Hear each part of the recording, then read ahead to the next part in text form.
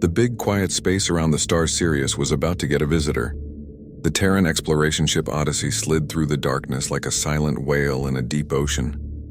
It was a good ship, strong and reliable, carrying a crew of the best minds Earth had to offer. On the bridge, Captain Lee watched the stars on the main screen. He was a calm man, his face showing the experience of many long journeys. Right now, a small line was forming between his eyebrows. It was the line he got when he had to be patient, even when he didn't want to be. "Any new orders from command?" he asked, his voice even. His communications officer shook her head. "No, sir." The same message repeats, "Hold position. Await Galactic Concord instructions."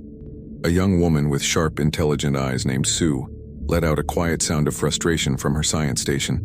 She was an engineer and astrophysicist, a person who loved to solve puzzles and fix things. Being told to just wait was like an itch she couldn't scratch. "It's been 3 days," she said, keeping her voice low so only the captain might hear. "They have us parked out here like children told to stay in the corner." A young man named Jin looked up from his data screen. He was a xenohistorian, which meant he studied the stories and myths of other species and of Earth before it joined the galactic community. Where Sue was fire and action, Jin was quiet water and deep thought. "Patience, Sue," Jin said softly. "The Concord moves slowly. They have to be sure." "Sure of what?" Sue replied, turning in her chair. "That we don't get our messy human fingerprints all over their precious discovery." Before Jin could answer, the main screen changed. A face appeared and the mood on the bridge shifted instantly. It was Ambassador Kalarn, a high-ranking diplomat from the Xylosian species. His appearance was reptilian, with sharp features and scaly skin that shimmered with a cool blue light. His eyes, large and dark, seemed to look at them not as equals but as interesting, slightly simple creatures. "Captain Lee." Kalarn's voice was smooth, but it carried a tone of someone used to being the most important person in the room. "Ambassador," Captain Lee replied with a polite nod. "What can we do for you?" "It is not what you can do," Kalarn said, his mouth forming what might have been a smile but didn't reach his eyes. "It is what you will refrain from doing. The analysis of the stellar anomaly is complete. The Galactic Concord has officially declared it a site of Xylosian archaeological significance." A wave of disbelief passed through the human crew. Sue's hands clenched into fists on her console. "Xylosian?" Captain Lee asked, his calm never breaking. "With all due respect, Ambassador, our initial scan showed no cultural markers matching any known species in the Concord database. Your scans are adequate for a young species," Kalarn said, and the condescension was as clear as the stars outside. "But you lack the nuanced perception, the depth of historical context to see the subtleties. The structure's energy signature has a complexity your science is not yet equipped to appreciate. It is a relic of a time long before humanity learned to write. We, the Xylosians, are the closest living relatives of its builders. Therefore, the responsibility for its study falls to us." Sue couldn't stay silent any longer. "So you're claiming it just because you're older? That's not science, that's arrogance." Kalarn's large eyes shifted to her. "It is not a claim, Engineer Sue. It is a recognition of legacy. Your role here is to observe and to learn. Your ship may remain in the vicinity as a gesture of goodwill and inclusion, but you will not approach within 1 million kilometers of the structure. Is that understood?" Captain Lee's jaw was tight, but he nodded. "Understood, Ambassador. The Odyssey will comply." "Excellent." The screen went dark, returning to the view of the starfield. A heavy silence fell on the bridge. The insult hung in the air, thick and unpleasant. They were being treated like second-class citizens in their own corner of space. Captain Lee turned to his crew. His face was stern. "I know what you're feeling. I feel it too. But we are guests in a larger community, and we must follow their rules even when we disagree. Maintain our position. Continue passive scans only." The crew returned to their work, but the energy was gone. The excitement of a great discovery had been replaced by the frustration of being sidelined. Later, in the ship's mess hall, Sue pushed her food around her plate. "It's not fair, Jin. We found the energy signature first. Our probes led them here, and now we're just window dressing." Jin sat across from her, sipping a cup of tea. "Kalarn is a politician, not a scientist. He speaks in claims and declarations. But a structure like that..." He looked out the viewport towards the invisible point where the alien tower hung in space. "It has its own story. It doesn't care about politics, Em. Did you see the preliminary data before they locked us out? Sue asked, leaning forward. The energy readings were incredible. Like nothing I've ever seen. I saw, Jin said. A strange look was in his eyes, the one he got when an idea was forming. I've been looking at the low-frequency patterns. The ones the Xylosians probably filtered out as background noise. Why? What about them? They're rhythmic, Jin said, his voice dropping. They pulse and fade, not randomly, but in a pattern. It's faint, like a whisper. When I filtered for it and mapped it against old Earth databases, he pulled out his personal data pad and showed her a graph. One line showed the tower's energy pulse. Another showed a simulation of Earth's ocean tides from thousands of years ago. The lines matched. Sue's eyes widened. That's impossible. That's a coincidence. Maybe, Jin said. But look at this. He superimposed another pattern, the historical cycle of the moon's phases. The major peaks and troughs aligned with larger surges in the tower's energy. A library uses a system to organize its books, Jin whispered, his mind far away. What if this structure, this tower, uses the natural rhythms of a world as its filing system? What if it's not just a machine but a library, and the books are made of light and gravity? Sue stared at the graphs, her engineer's mind racing. The Xylosians were looking for advanced quantum signatures or complex mathematical codes. They were trying to pick a high-tech lock, but what if the lock was simpler and stranger than that? What if it was a lock that didn't need a key but a story? She looked at Jin, then back at the data. The frustration from earlier began to melt away, replaced by a new burning curiosity. For a lullaby, it's causing a lot of trouble, she said. A slow smile finally spreading across her face. Jin nodded, his own eyes now alight with the same fire.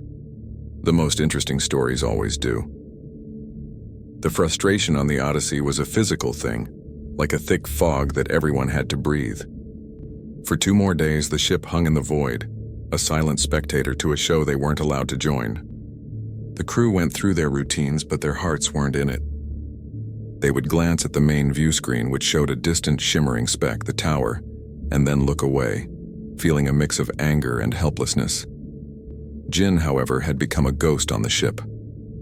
He spent almost every waking hour in the small, quiet observation deck, surrounded by his data screens. While the Xylosians were undoubtedly using technology far beyond human understanding to study the tower, Jin was using the oldest human tools, curiosity and pattern recognition. He had asked the computer to save all the long-range sensor data the Odyssey was legally allowed to collect. It wasn't much. Basic energy readings, gravitational fluctuations, and broad-spectrum radiation. The Xylosians would consider it junk data, meaningless static.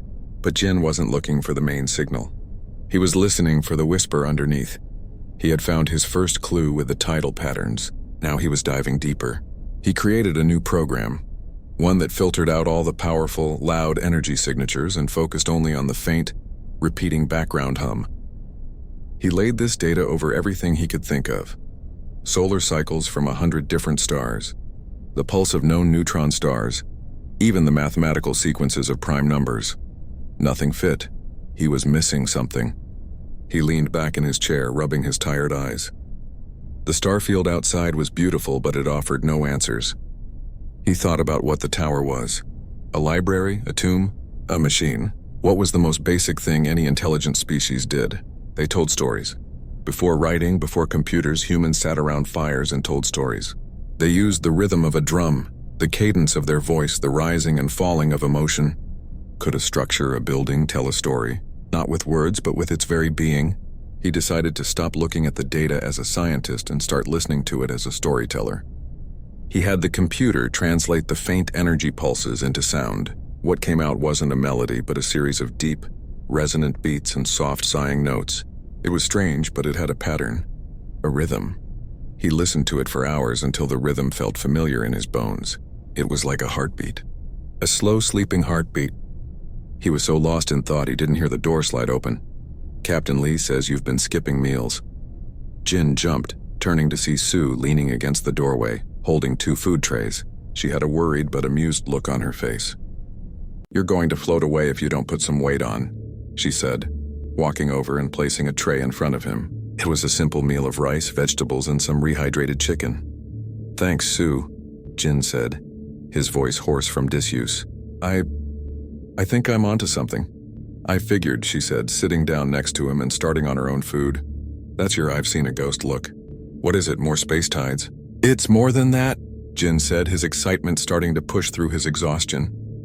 He played the sound for her, the deep, slow, rhythmic pulse. Listen, Sue listened, her head tilted. She was an engineer.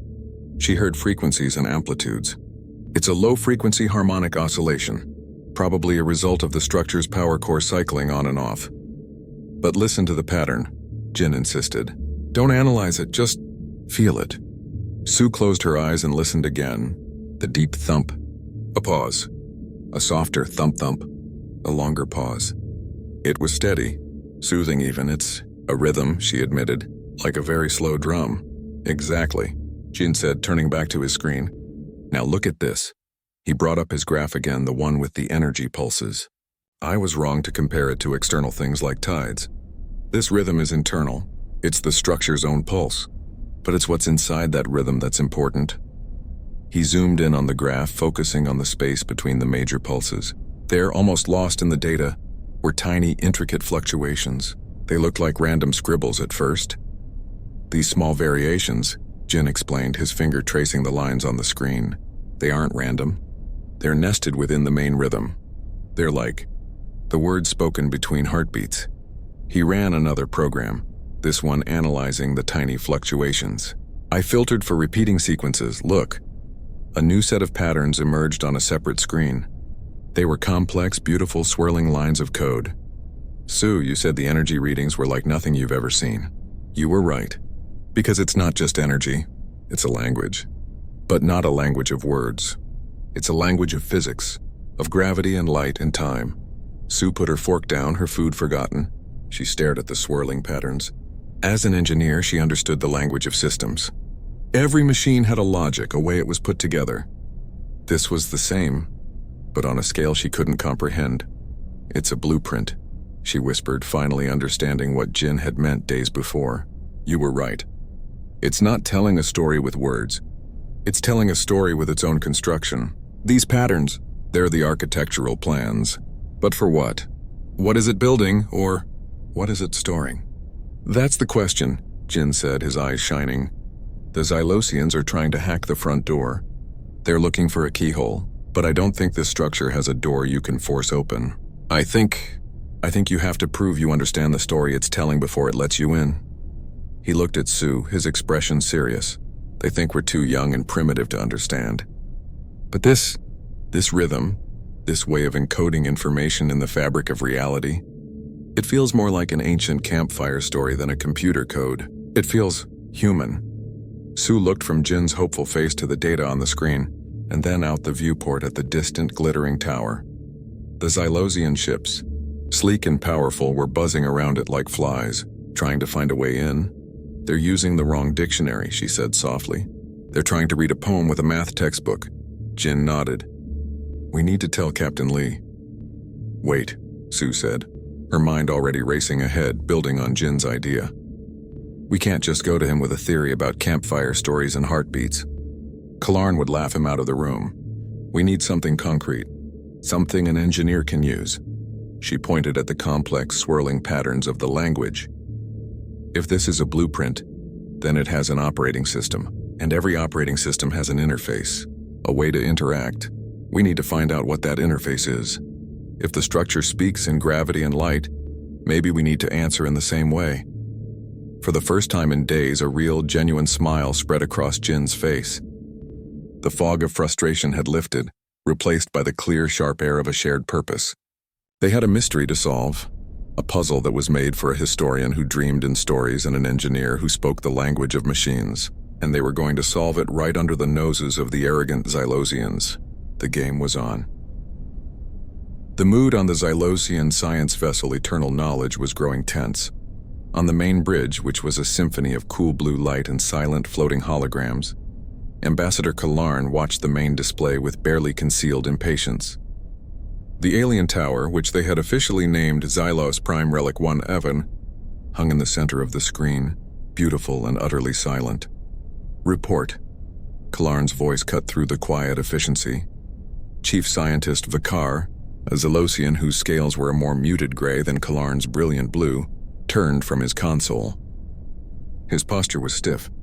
The structure continues to resist all standard intrusion protocols, Ambassador. Our quantum resonance probes are being reflected.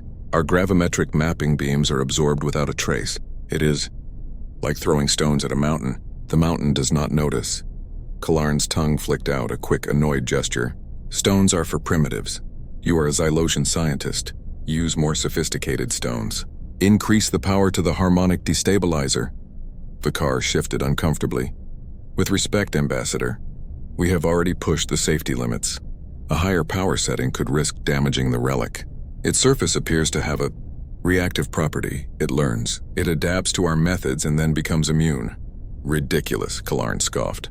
It is a machine. An ancient one. It does not learn. It only has defenses that we have not yet overcome. Perhaps the human vessel's presence is creating interference. He said the word human as if it were a type of space dust. Back on the Odyssey, the atmosphere was entirely different. In a small private lab, Jin and Sue had become a single focused unit. Captain Lee, after hearing their theory, had given them unofficial permission to proceed. Keep it quiet and keep it off the main logs, he had said, his eyes telling them he was risking his career on their hunch. You have 1 week. Sue had taken Jin's beautiful swirling patterns and forced them into the harsh language of engineering. She had built a simulation on her main terminal, a glowing 3D model of the tower. Jin's data was represented as thousands of tiny, flowing lines of light that pulsed and moved around it. It's not a lock and key, Sue muttered, her fingers flying across the keyboard. It's a conversation. Look here, she pointed to a section of the model. Every time the tower emits one of its major heartbeat pulses, there's a window immediately after where these smaller patterns are most active. It's like it's asking a question, and then waiting for an answer. Jin leaned in, his nose almost touching the screen. But what is the question? And in what language do we answer? That's what we need to figure out, Sue said. We know the words are made of physics. Let's test them one by one. Their first attempt was light. Sue programmed the simulation to respond to the tower's pulse with a burst of complex, shifting colors based on Jin's patterns. The simulation accepted the data, but nothing happened. The model of the tower just sat there inert. Okay, not light, or not just light, Sue said, not discouraged. Next, gravity. She reconfigured the simulation. This time, when the virtual tower pulsed, their response was a simulated microgravity wave, a tiny ripple in the fabric of space-time, patterned after the intricate designs. Again, the simulation accepted it, but the tower remained a silent, unresponsive model. Jin sighed, running a hand through his messy hair. We're missing the point. It's not about the ingredients. It's about the recipe. It's about the story. He stood up and started pacing the small room. Think about a lullaby, Sue. It's not just the notes. It's the rhythm that rocks you. It's the tone of voice that soothes you. It's the meaning of the words, even if the child doesn't understand them, that creates a feeling of safety. He stopped and looked at her. What's the most basic human rhythm? Sue thought for a moment. A heartbeat. Exactly. But not just any heartbeat. The heartbeat of someone at rest, someone who is calm or sleeping. Jin's eyes were wide with a new idea. What if the interface isn't something you do?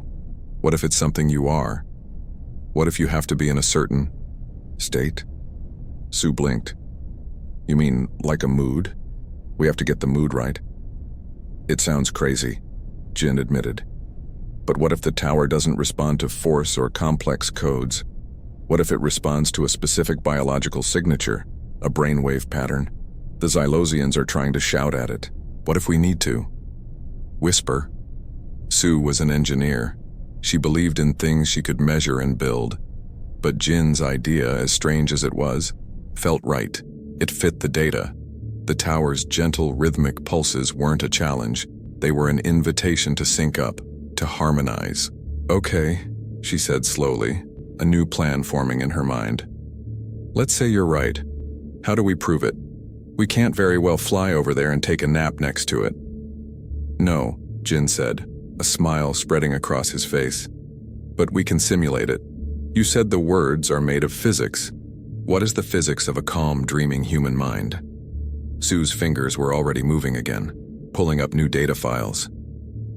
EEG patterns, brainwave frequencies, alpha waves for relaxation, theta waves for meditation and light sleep. This is a long shot, Jin. A very, very long shot. It's the only shot we have, Jin replied.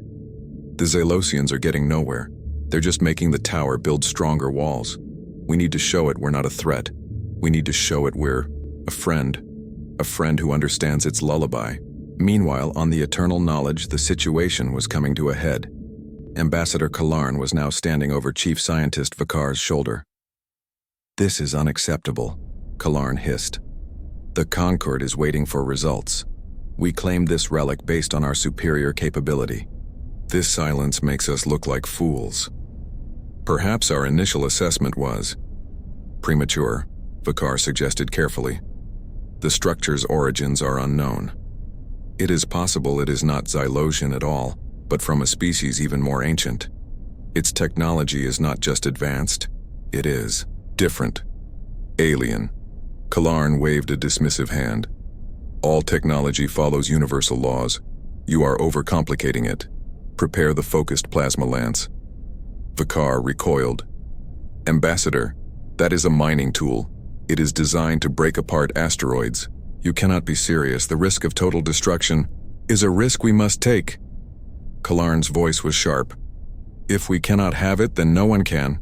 Certainly not the humans. We will take a core sample. If it resists, we will prove it is too dangerous to exist. To it." Back in the lab on the Odyssey, Sue and Jin were oblivious to the Zalosians' desperate plan. They had combined their ideas. Sue's new simulation now responded to the tower's pulse with a complex, layered signal. It had the gravity ripple, the light pattern, and now, woven through it all, a simulated electromagnetic signature that mimicked the peaceful, rhythmic brainwaves of a human in a state of deep, creative calm. Sue took a deep breath. "Okay. Third time's the charm." She initiated the sequence. The virtual tower pulsed its slow, steady rhythm. A moment later, their multi-layered response, a whisper of gravity, a song of light, and the quiet rhythm of a resting mind, flowed towards it. For a second, nothing happened. Then, the entire simulation flared to life.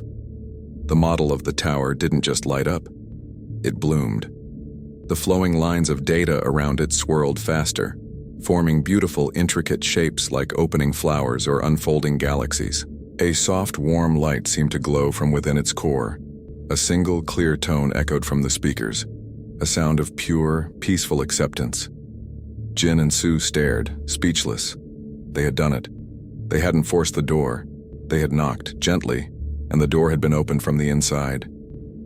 They had found the key, and the key was a lullaby. The silence in the lab was absolute, broken only by the soft, humming tone from the speakers. On the screen, the simulation of the tower continued its beautiful, silent dance of light and geometry. It was no longer a cold, alien model. It felt alive, welcoming. Sue was the first to move. She let out a breath she didn't realize she had been holding. "It worked," she whispered, as if speaking too loudly might break the spell. "Jin, it actually worked." Jin just nodded, his eyes wide with a mixture of awe and triumph. He pointed a trembling finger at the center of the glowing model. "Look, it's not just accepting the signal, it's responding. It's adding its own patterns to ours. It's a conversation." The data streams on a secondary screen were going wild, but not with errors. They were showing a complex, harmonious exchange. The tower was taking their simple whisper of a signal and weaving it into something much richer and more detailed. "We have to show the captain," Sue said, her voice gaining strength. "Right now." They gathered their data pads, their hands shaking with excitement, and hurried out of the lab. The corridors of the Odyssey felt different now. The air of frustration was gone, replaced by their own electric energy. They rushed onto the bridge where Captain Lee was reviewing a star chart, his face etched with the same weary patience he'd worn for days. "Captain." Jin said, slightly out of breath. "We have it. We found the interface protocol." Captain Lee looked up, his expression cautious. "Explain." Sue didn't wait for permission. She plugged her datapad into the bridge's main console. The stunning, active simulation of the tower filled the main view screen, replacing the distant star field. The soft, harmonic tone filled the bridge, making the other crew members turn from their stations in wonder. "We were wrong to think of it as a machine you command," Jin started, his words tumbling out. "It's a system you harmonize with. It doesn't use a code, it uses a state of being. It responds to a combination of gravitational modulation, specific light frequencies, and the electromagnetic signature of a calm, creative human mind." Captain Lee stared at the swirling, responsive light on the screen. "You're telling me this galactic wonder opens up for a lullaby?" "It's more than a lullaby, sir," Sue cut in, her engineer's mind taking over. "It's a handshake. We send this specific, multi-layered signal during its pulse cycle, and it recognizes us as a friend, not a threat. Our simulation proves it. The tower is designed for a species that communicates through empathy and story, not just brute force logic." Before Captain Lee could respond, a frantic beeping came from the communication station. The officer there looked up, his face pale. "Captain, we're picking up a massive power surge from the Xylosian flagship. Their weapon systems are coming online. They're charging a focused plasma lance. The bridge froze." "A plasma lance?" Captain Lee's voice was like ice. "That's a mining tool. What are they planning to do?" On the main screen, Sue quickly switched the view back to the live telescope feed. The Xylosian vessel, the Eternal Knowledge, was positioning itself. A long, menacing barrel was extending from its hull, glowing with a dangerous, angry red light, aimed directly at the base of the silent tower. "They're going to shoot it," Jin said, his voice hollow with horror. "They're going to break it because they can't open it." Captain Lee was already moving. "Hail them, now." The face of Ambassador Kalarn appeared on the screen. He looked irritated, not guilty.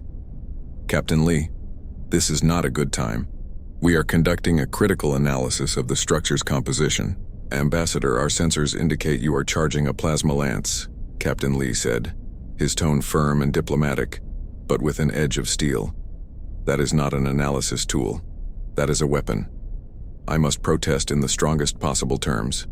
You risk destroying a priceless artifact." Kalarn's reptilian eyes narrowed. "Your protest is noted. Our science team has determined that the core of the structure may contain unstable elements. We are taking a necessary core sample to ensure the safety of this sector. It is a controlled operation." "That's a lie," Sue whispered fiercely, too low for the comm to pick up. "Ambassador," Captain Lee said, leaning forward, "we have made a breakthrough in understanding the structure's interface. We believe we can communicate with it peacefully." "Stand down your weapon and let us attempt contact." Kalarn let out a short, harsh sound that was probably a laugh. "Communicate? Captain, please. Your species' sentimental approach is charming, but it has no place here. This is a matter of advanced xenotechnology, not bedtime stories. Do not interfere in conquered business," the communication channel cut off abruptly. On the live feed, the glow of the plasma lance intensified. "He's going to do it," Jin said, his heart sinking. "He's going to destroy it to save face."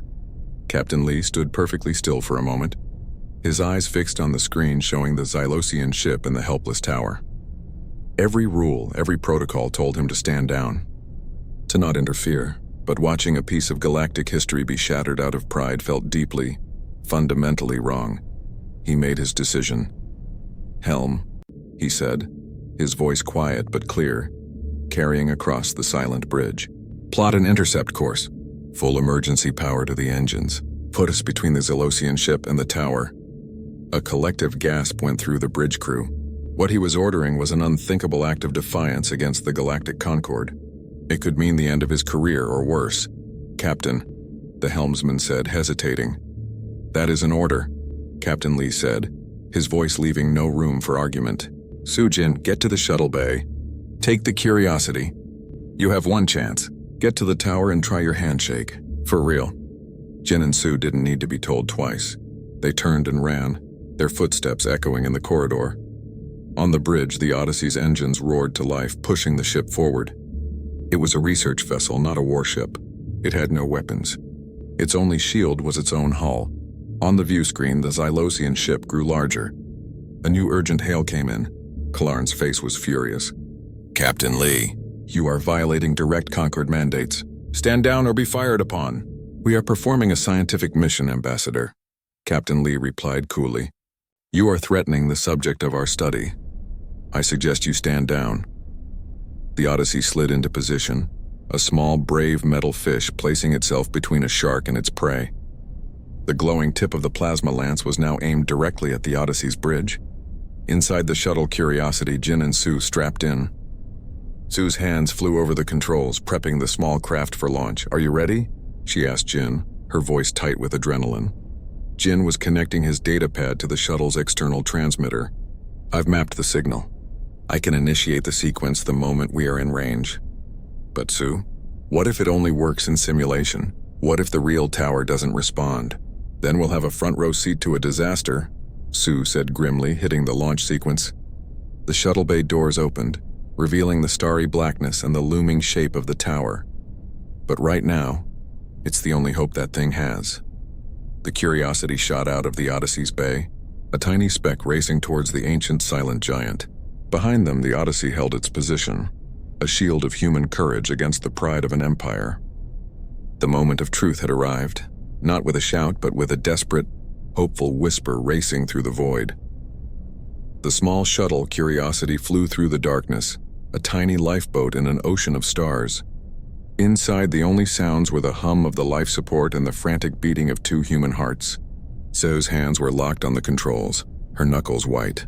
Jin's face was pale, lit only by the soft glow of his data screen. On that screen, a timer counted down. It was synced to the tower's next energy pulse. "Their one chance." 30 seconds to pulse, Jin said, his voice surprisingly steady. Sue didn't answer. Her eyes were fixed on the viewport. The tower was no longer a distant speck. It filled the entire window, a colossal structure of impossible geometry. It wasn't just big. It felt old. Its surface wasn't metal or stone, but something that seemed to be made of solidified light and shadow.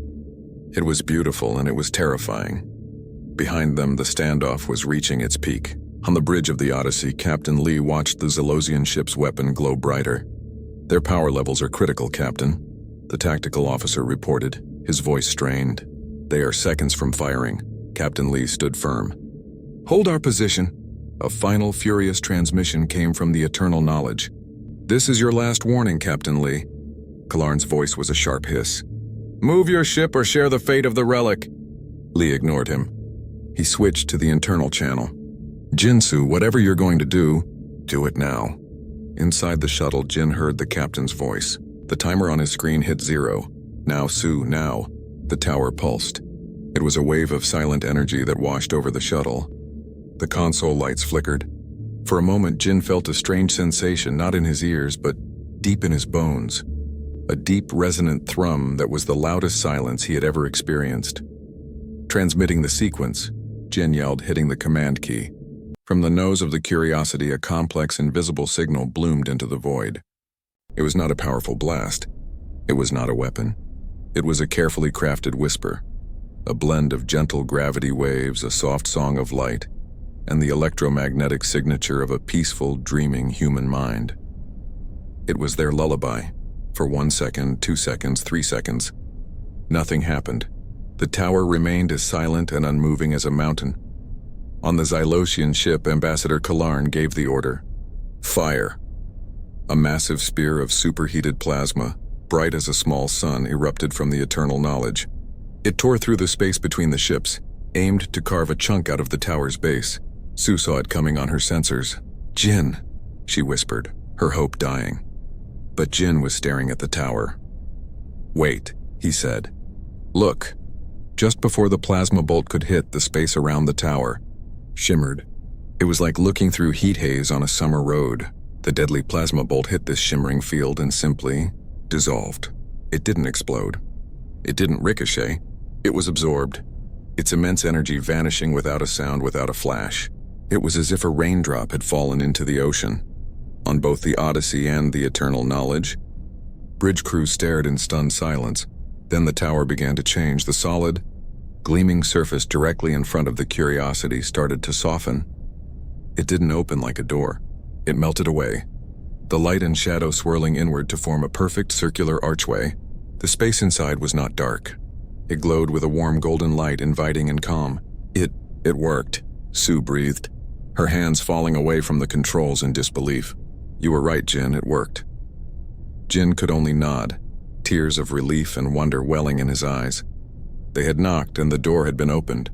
A new shaky transmission came through, this time from the Xylosian ship. It was Chief Scientist Vikar. Human vessel Curiosity. What have you done? How did you achieve that? Before Jin or Sue could answer, Ambassador Kalarn's furious face pushed Vikar off the screen. This is an outrage. You have triggered an unknown defensive system. You have put everyone in danger. Withdraw immediately. Captain Lee's voice cut in, calm and firm. The only danger here, Ambassador, was from your plasma lance. It appears the structure has made its choice. It has invited our representatives inside. Invited? Kalarn sputtered. It is a machine. It does not invite. Our understanding seems to differ, Lee replied. Curiosity, you are cleared to proceed and... Good luck, Sue looked at Jin. Are you ready for this? Jin took a deep breath, his heart still pounding, but now with a thrilling anticipation. I've been ready my whole life. With a gentle touch on the controls, Sue guided the small shuttle forward. They passed through the shimmering archway. The light from inside enveloped them, warm and gentle as a sunrise. The moment they were fully inside, the archway sealed behind them, the surface becoming solid once more. The tower was whole again, but now it held two humans in its heart. Outside, the Xylosian ship hung silently, its weapon systems powering down in defeat. The Odyssey remained as a silent witness. The galaxy for a moment seemed to hold its breath.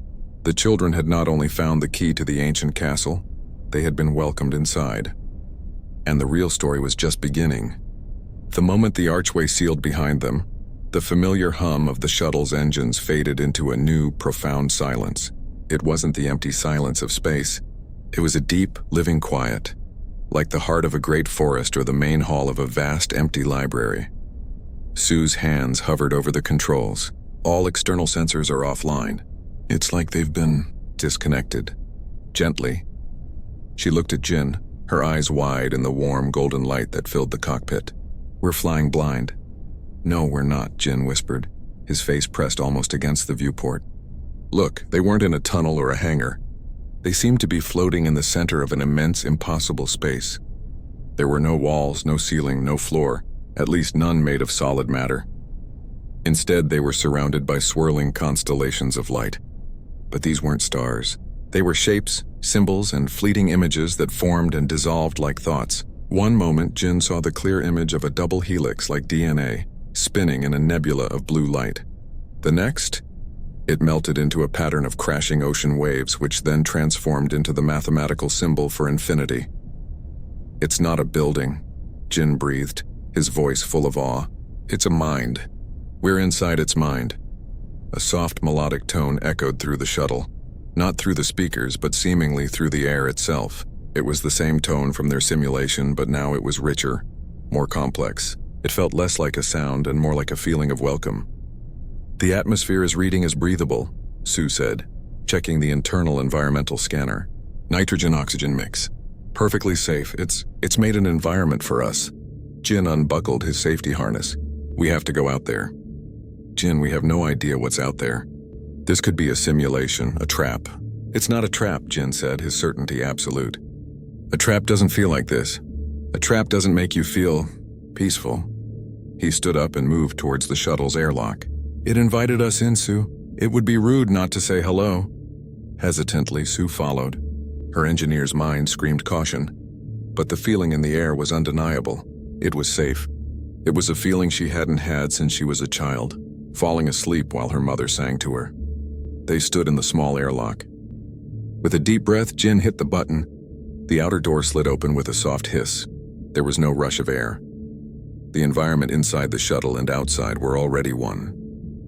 The air that washed over them was warm and carried a faint, clean scent, like ozone after a thunderstorm mixed with old paper and dust. They stepped out onto nothing.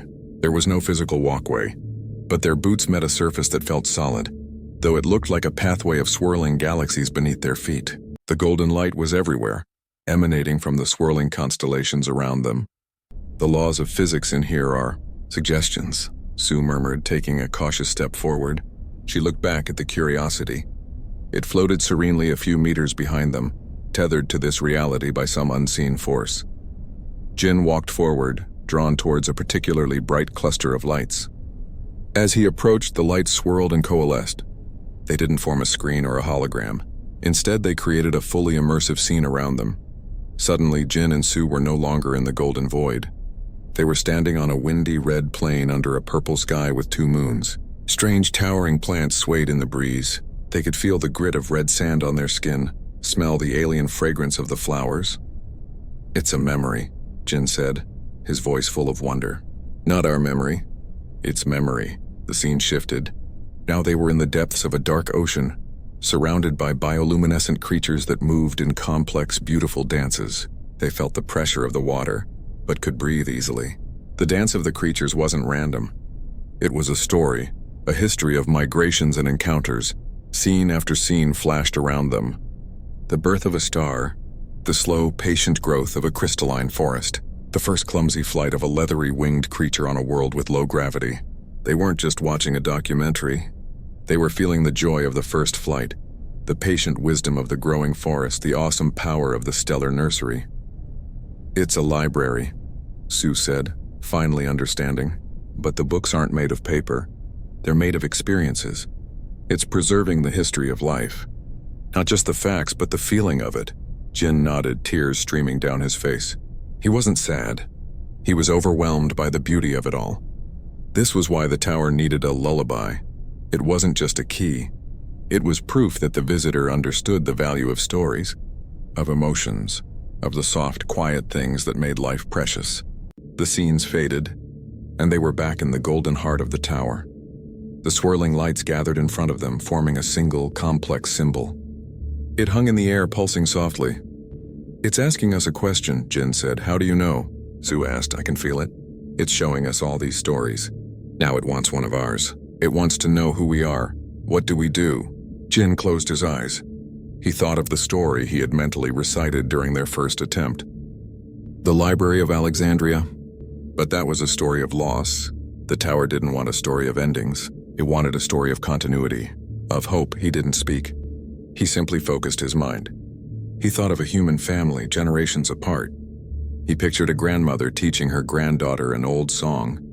He focused on the feeling of connection, of a thread of culture and love being passed down unbroken through time. He thought of the warmth of a shared meal, the comfort of a familiar story told and retold. The symbol in front of them began to change. It unwound, its lines reweaving themselves. It mirrored the image in Jin's mind, forming a new symbol. Two figures, one tall and one small, connected by a glowing, unbroken line. A feeling of approval, of deep satisfaction, washed over them both. Then, a single point of light detached from the constellation and floated towards Jin.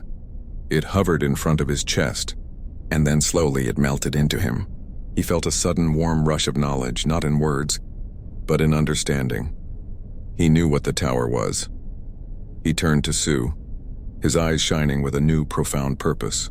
"It's not just a library, Sue," he said, his voice filled with awe. "It's a cradle, a galactic lullaby engine. Its job is to sing the stories of newborn sentient species to sleep, to preserve their cultures, their memories, their souls, so they are never truly lost." It was waiting for a species whose mind could harmonize with it. A species of storytellers. Outside, the galaxy waited, but inside the tower, a connection had been made that was older than empires and more enduring than any weapon. Humanity had passed the test. They had found their place not as conquerors, but as keepers of the galaxy's greatest stories. The warm feeling of the knowledge settled inside Jin, not like a downloaded file, but like a memory he had always known. He understood the tower's purpose, its loneliness, and its patient wait. He looked at Sue, whose face was a mix of confusion and wonder. "A lullaby engine?" she repeated slowly. "You mean, it's supposed to sing?" "In a way," Jin said, his voice soft with reverence. It doesn't just store information. It preserves the spirit of a culture. The emotions, the art, the dreams. It's like a mother singing the history of her people to her child, so the child never forgets who they are. It was built by a race that understood that a species is more than its technology. It's its stories. As he spoke, the golden space around them responded. The swirling lights pulsed gently and the soft melodic tone returned, this time carrying a note of gratitude. But why us? Sue asked, her practical mind grappling with the scale of it. Why did it open for us? Because we're the storytellers, Jin said, a smile touching his lips. The Xylosians, they're engineers. They see a system to be solved, a lock to be picked. They tried to talk to it in the language of force and logic. But the tower doesn't speak that language. It speaks the language of myth, of rhythm, of emotion, the language we used to tell stories around fires long before we built cities. He pointed to the symbol of the two connected figures, still glowing in the air. It needed to feel that from us. It needed to know we understood that the most important things are passed down, not written down. It was waiting for a species that still remembers how to listen to a lullaby. Outside, the silence was broken by a hesitant transmission from the Xylosian science vessel. It was Chief Scientist Vakar again. His voice, stripped of its earlier arrogance, filled instead with a stunned curiosity. Human vessel Curiosity, please respond. What is happening in there? Our long-range scans are showing a fundamental change in the structure's energy signature. It has become harmonious, stable. What have you done? Before Jin could answer, Ambassador Kalarn's voice, sharp and demanding, cut over the channel. This is an unprecedented breach of protocol. You will exit the structure immediately and submit a full debriefing to conquered authorities. Back on the Odyssey, Captain Lee listened to the exchange. He could see the change on his own sensors. The tower, which had been a silent, unreadable object, now glowed with a steady, warm light. It looked alive. He made a decision. Ambassador Kalarn, Lee said, his voice calm but firm. My crew is currently in contact with a previously unknown form of intelligence. They are in no danger. In fact, they seem to have achieved what your advanced science could not: peaceful communication. I suggest we let them continue. The potential for knowledge is immeasurable. You have no authority to suggest anything, Captain, Kalarn snapped. They are tampering with forces they cannot possibly understand. Inside the tower, Jin ignored the bickering. He was focused on the warm point of knowledge inside him. He understood that the tower was offering them a gift. A role, Sue, he said, turning to her. It wants to give us access. Not just to look, but to contribute. To help it. Help it do what? Sue asked. To remember. And to teach. Jin closed his eyes, concentrating. He focused on the story he had shared before. The grandmother and the granddaughter, the unbroken thread of song. But this time he pushed the feeling outwards towards the swirling lights. In response, a new scene formed around them. It wasn't an alien memory this time. It was a human one. They were standing in a small, warm hut made of mud and straw. A fire crackled in the center. An old woman with kind, wrinkled eyes was sitting with a small child on her lap. The woman was humming a simple, ancient tune, rocking the child gently. The smell of wood smoke and baking bread filled the air. They could feel the love in the room, the deep, simple comfort of the moment. It was a memory.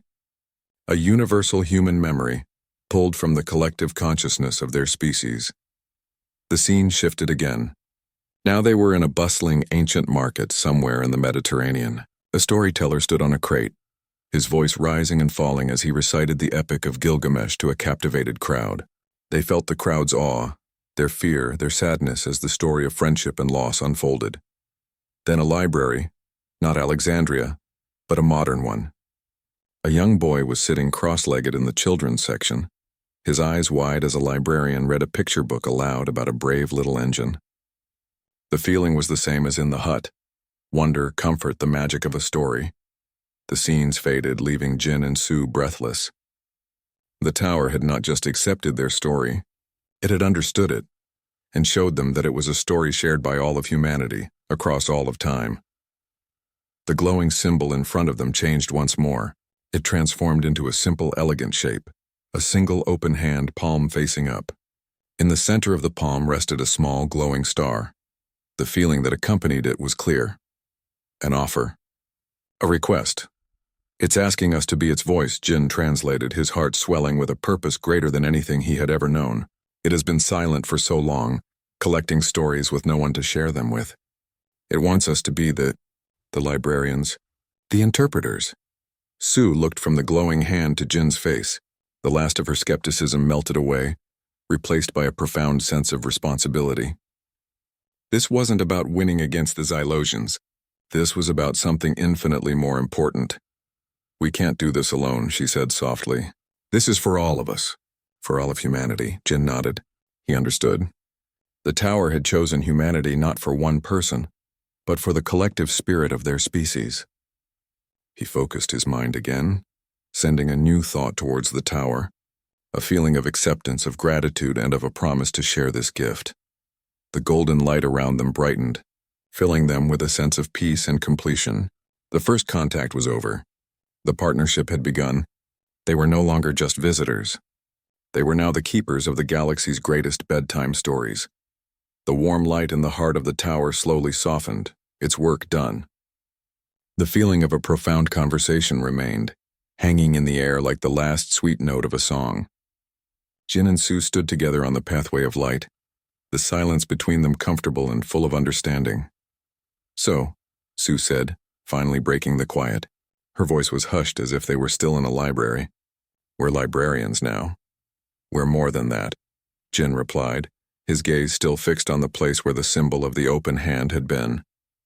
We're translators. It has all the stories, but it needed someone who could understand them, feel them, and share them in a way others could understand. The practical part of Sue's mind, which had been quiet for a while, suddenly woke up. Okay, but how do we explain this to them? She gestured vaguely upwards towards where the Odyssey and the Xylosian ship waited. We can't just fly out and say, hey, the big space tower wants us to be its storytellers. Kalarn will have us arrested for insanity. Jin smiled. We don't have to say anything. I think the tower will help with that. As if on cue, the air in front of them shimmered. The view of the golden, swirling void dissolved, replaced by a perfectly clear, window-like image. They could see the starfield outside, the Odyssey holding its brave position, and the Xylosian vessel, its weapon ports now dark and silent. It's giving us a view, Sue whispered. It's giving everyone a view, Jin corrected, pointing. On the bridge of the Odyssey, Captain Lee started as the main view screen flickered. The image of the Xylosian ship was replaced by the sight of Jin and Sue, standing safe and sound inside a sphere of warm light. They looked calm, even peaceful. It's them, the communications officer exclaimed.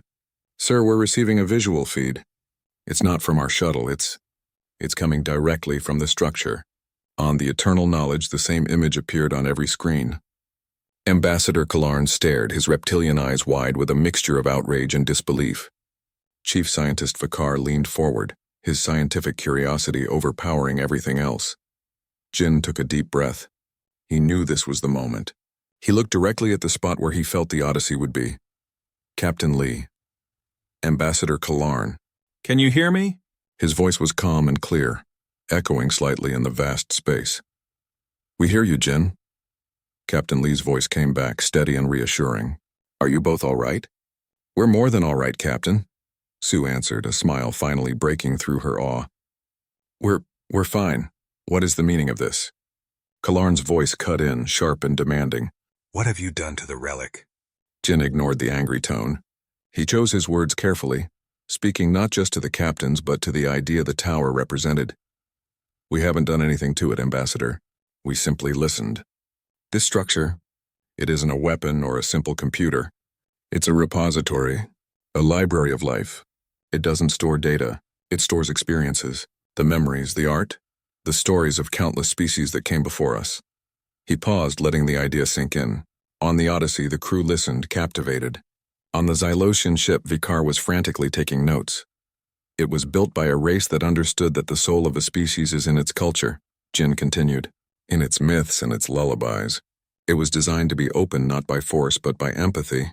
It needed a species that communicates through stories, a species that understands that a song sung from a grandmother to a granddaughter is as important as any equation.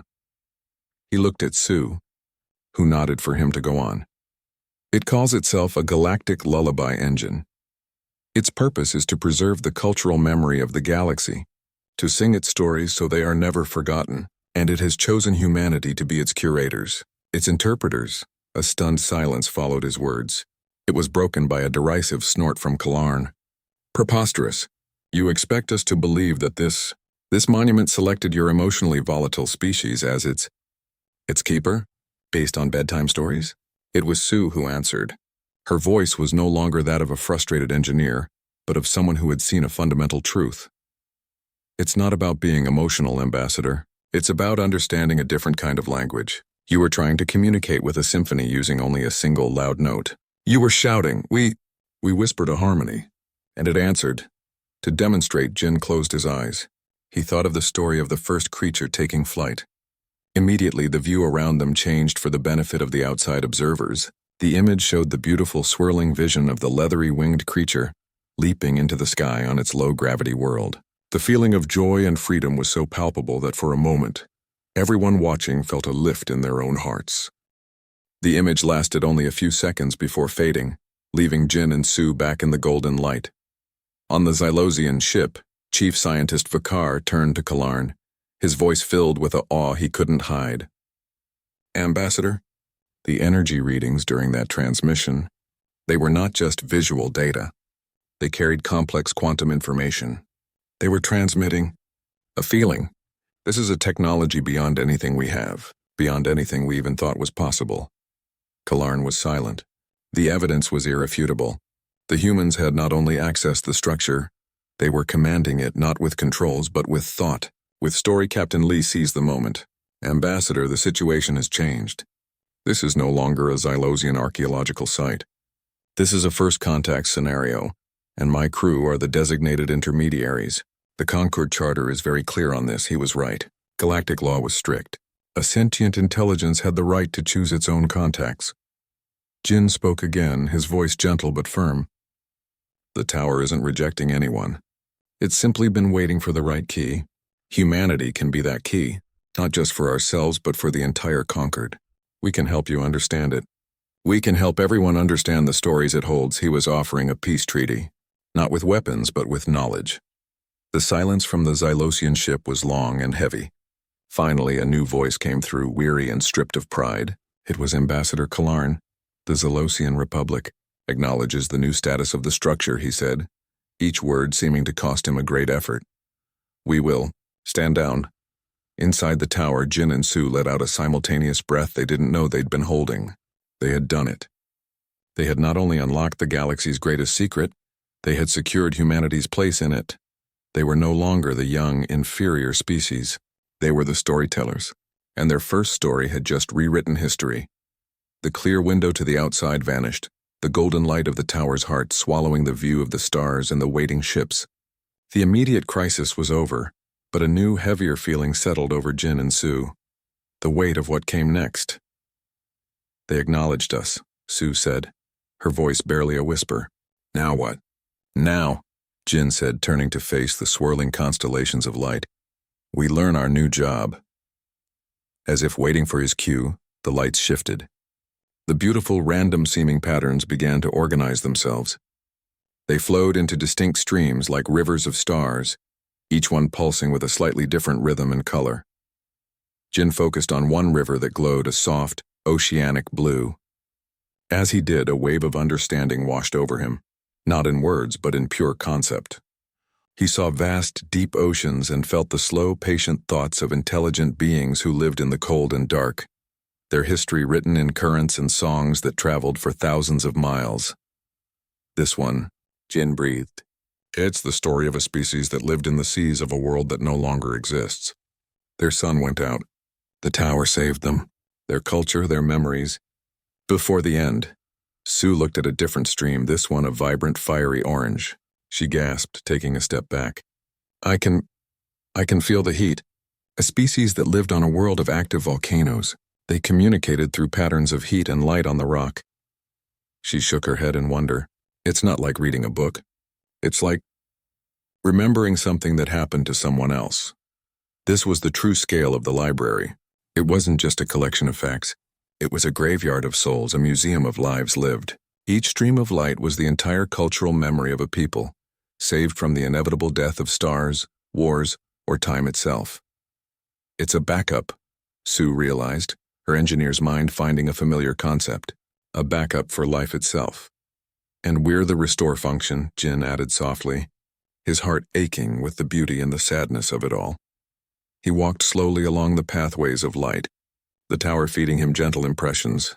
He learned that the tower was ancient, so old that the species that built it were just one more stream of light in its vast collection. They had built these lullaby engines across the galaxy as their final, greatest work, a gift to the universe to ensure that no story was ever truly lost. But the engines had a flaw. They were perfect librarians, but they needed a curator, a living, breathing, empathetic mind to act as a guide, to help new species access the old stories, and to help add new stories to the collection. They had been waiting, dormant, for a species with the right heart. A new specific point of light, silver and familiar, detached itself and floated to Jin. It was the one that had entered him before. With it came a clear, simple knowledge. A test was coming. A first lesson. It wants me to find a story, Jin said. A specific one. Not just any story.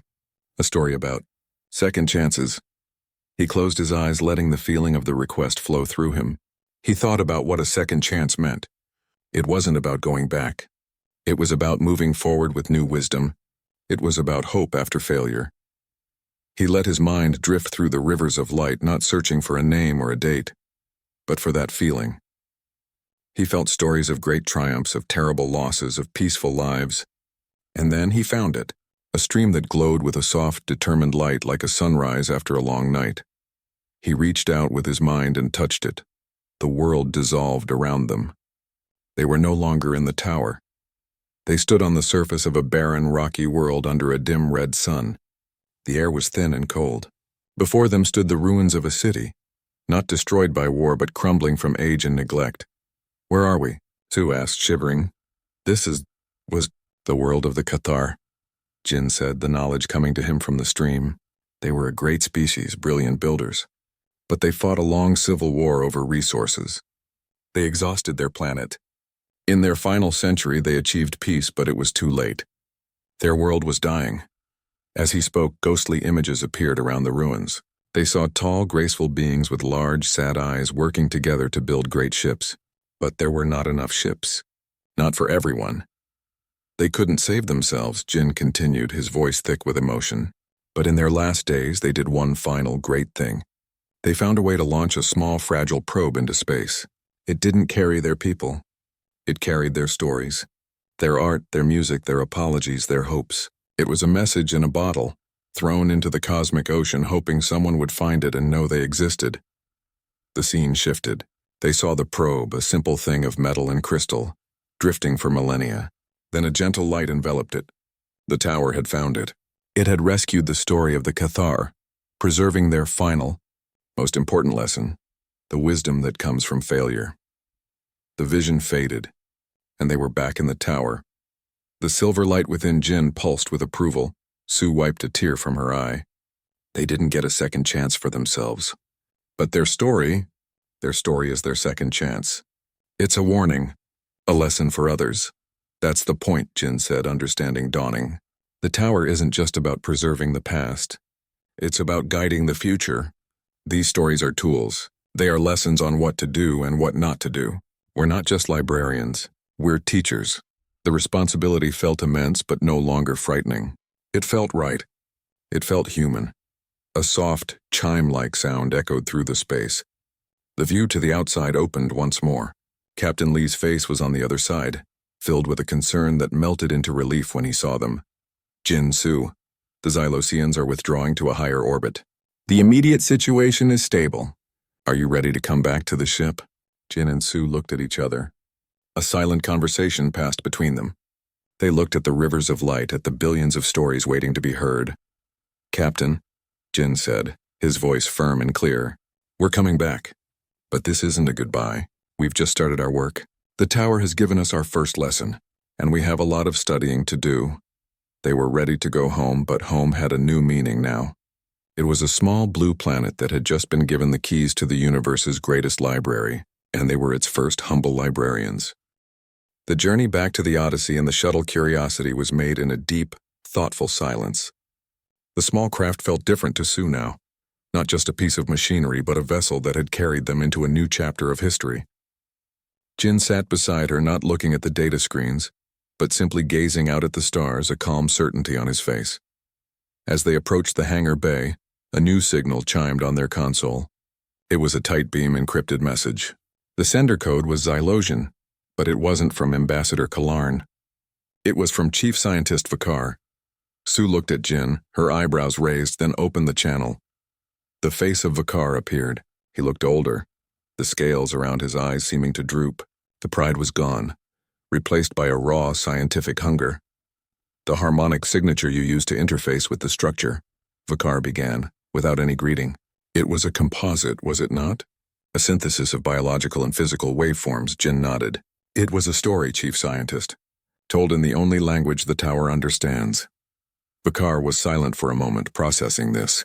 A language of narrative empathy, an intriguing if unscientific concept. He paused as if fighting a great internal battle. "Our initial assessment was incomplete. The data you generated during your contact is unremarkable, unprecedented. The Concord Science Directorate would be interested in a dialogue." He was offering an olive branch, not from pride, but from a genuine need to know. The hunger for knowledge was a language both humans and Xylosians shared. "We would be willing to share what we learn," Jin said carefully, "but it must be on the tower's terms. Not with force, with understanding." Vakar gave a slow, deliberate nod. "Understood." The transmission ended. Sue let out a low whistle. "Did we just become colleagues?" "Maybe," Jin said.